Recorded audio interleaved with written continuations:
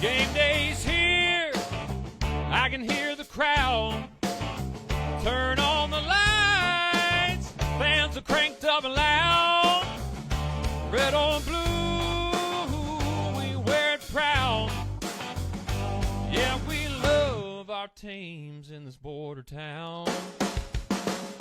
Chiefs and Royals, Boo Mizzou, Rock Chalk, Jayhawk, KU. Hear that drum pounding in your feet. Yeah, you're marching to the beat of KC. What is going on, YouTube? What is going on, Kansas City? What is going on, Jayhawk Nation? And what is going on, everybody? And welcome to the Beat of KC. Ladies and gentlemen, my name is Lucas Murphy, and I'm excited to yet again provide you another pregame breakdown for the Kansas Jayhawks basketball team. And this one has a little bit more weight to it.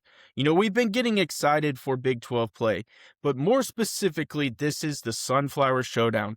And to be honest, records don't really matter when it comes to these two teams matching up. This is Big Brother taking on Little Brother and trying to absolutely just send the message. And the Kansas Jayhawks, as of late, going on the road to Manhattan, have struggled. Now, I think this team is more well-rounded. They obviously have an absolute insane premier player, one of the best I've ever seen play the game of basketball, in Darren Peterson. So I think the advantage leans very heavy towards the Kansas Jayhawks.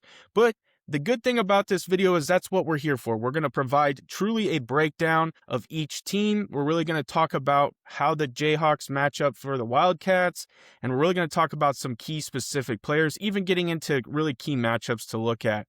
Now, after a gritty 75-69 road victory over the Colorado Buffaloes, the Kansas Jayhawks will now head to Manhattan, as we talked about, to face a struggling, and that should be underlined, Kansas State Wildcats squad in yet another Big 12 showdown. Now, the Jayhawks win in Boulder was marked by a strong late-game execution and contributions up and down the lineup, specifically from Troy White, ladies and gentlemen. He had an insane game. He had another double-double. He played impressively, as most guys did. We had numerous amounts of guys in double digits, and it was just incredible to see how the resiliency kind of stuck around.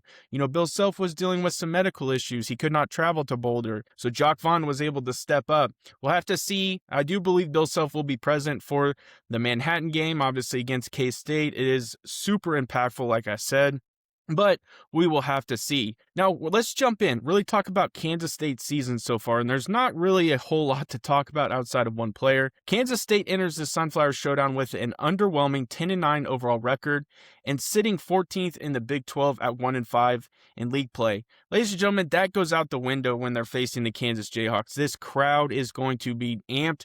They're going to be next level. Their coach is going to have this team ready to go because it is the Sunflower Showdown.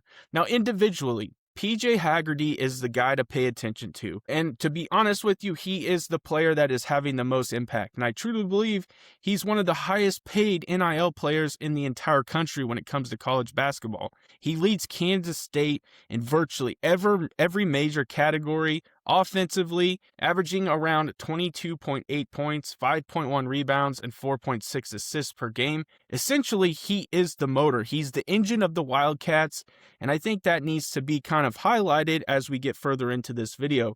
Now, guard David Castillo also provides a secondary scoring punch, hovering in double figures, while Nate Johnson contributes defensively with about 2 steals per game. However, beyond those top options, Kansas State's supporting cast has struggled. And have they struggled on a consistent basis? Yes, very much so. This overall field goal percentage, three-point shooting, and bench scoring haven't provided enough balance to lift the team into the upper tier of the conference. And that's why they are where they are. They just don't have the supporting cast to really help out PJ Haggerty. Now, when you really dive in and talk about matchup and the Jayhawks versus the Wildcats, now Kansas comes into Manhattan with momentum.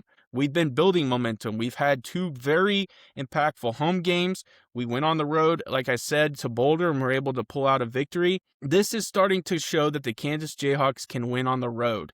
And this is, again, building momentum as we get into February. We are going to play some of the top tier Big 12 teams. We've already played Iowa State and absolutely decimated them at home. Baylor, ever since they've played in Allen Fieldhouse, has seemed to be spinning the wheels. So it's going to be a great game in Manhattan, and I'm excited. Like I said, it's going to be a heck of a game. Now, like I said, Kansas's momentum and deep roster has shown flashes of cohesion, especially in clutch moments. And I think that it really is reflected in the Colorado game because Baylor and Iowa State were pretty significant blowouts. On the other hand, K-State's season has been punctured by inconsistent defense, really offensive droughts, making it difficult for them to string together wins, and a reason why they sit near, again, the bottom of the Big 12. Now, really, what are the strengths for the Wildcats? Elite scoring from Haggerty, who can take over a game if left in rhythm. And they do have an experienced backcourt capable of creating their own looks and getting to the rim. My biggest thing is if PJ Haggerty can be restricted, he's going to score. He's going to do what he's able to do. There's a reason why he's a very talented basketball player. And the same is said for Darren Peterson. That's why these two are going to have a huge matchup. But if you can limit Haggerty to just truly not damaging this team, you're going to come out victorious. Now, areas of concern for the Wildcats. They lack consistent support scoring beyond the top few players. Defense, they really lapse, and that Big 12 foes have exploited, especially in transition, and a conference record that reflects struggles on both ends of the floor. They really are just not a good basketball team. For Kansas, this game represents a chance to truly further solidify a resume that still needs quality Big 12 road wins. And doing in a rivalry game adds extra stakes. If Kansas can defend the perimeter, which we saw, we kind of struggled at times against Colorado. They really stretched the floor out. That's where Kansas State could honestly kind of make us feel uncomfortable. But I think if the Kansas Jayhawks can lock down, they can force turnovers, they can really be impactful in the box. You know, the Kansas Jayhawks played their style of basketball. This isn't even going to be a close game. But that's just, it has to happen. And really, I think the big thing is if Kansas can control the tempo, play their style of basketball, it's going to force Kansas State to really keep up in the tempo. It's going to force them to keep up with scoring. And that's something that they've been challenged through this entire season. In a market that never sleeps, one name rises above the rest. Lisa Miller from Dan Lynch Real Estate. Trusted by hundreds and recognized across the Midwest. She delivers results when it matters the most. With over 13 years of experience and licenses in both Kansas and Missouri, Lisa isn't just selling houses. She's helping you find a place to call home. Whether you are a first-time homebuyer, looking to upsize, or selling your current home, Lisa makes the process smooth and stress-free. As a local expert passionate about building lasting relationships, she ensures her clients feel confident and satisfied every step of the way. Don't wait, your perfect home is just a call away. Contact Lisa today at 913-579-3246 or 913-369-3000 or visit lisamillersellskc.com. Let Lisa Miller at Lynch Real Estate help you start your next exciting chapter. And let her know the beat of KC, Lucas Murphy, sent you her way. Now, when you dissect it and break this down a little bit further, it is the Darren Peterson versus PJ Haggerty show. This matchup will likely define the game, and I truly believe that. We saw Darren Peterson roll his ankle, so there's a short window between the Colorado game and the Manhattan game. There's only 3 days. So is Darren Peterson going to be fully healed? Is he going to be able to play the minutes he's been playing? He played 32 minutes against Colorado. So are we going to see that, or is he going to be kind of limited in dealing with that injury?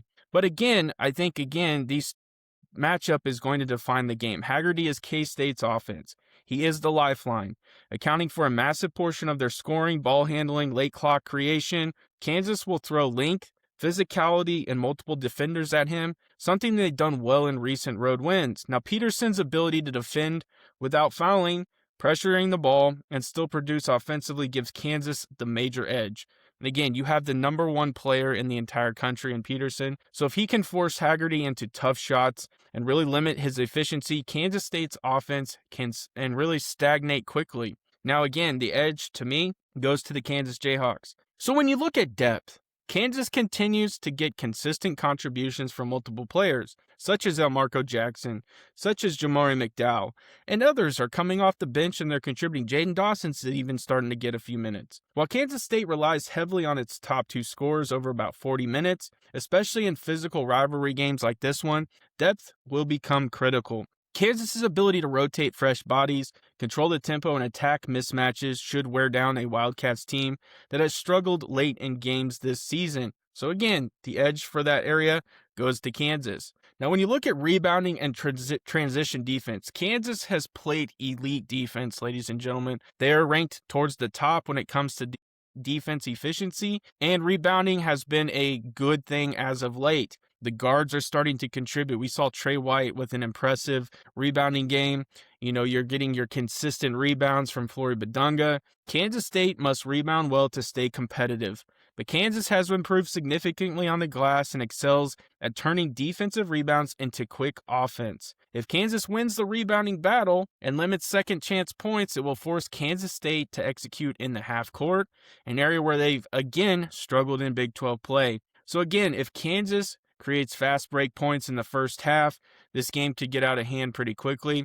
And I'm hoping that that's the case. I'm hoping the Kansas Jayhawks can go in and truly just really assert their presence, show why they are the Kansas Jayhawks and why they are good in basketball. Appreciate y'all checking out this video. Let me know down in the comment section what you guys think of this rivalry. Something that continuously is exciting every year, whether it is football or basketball or whatever it may be.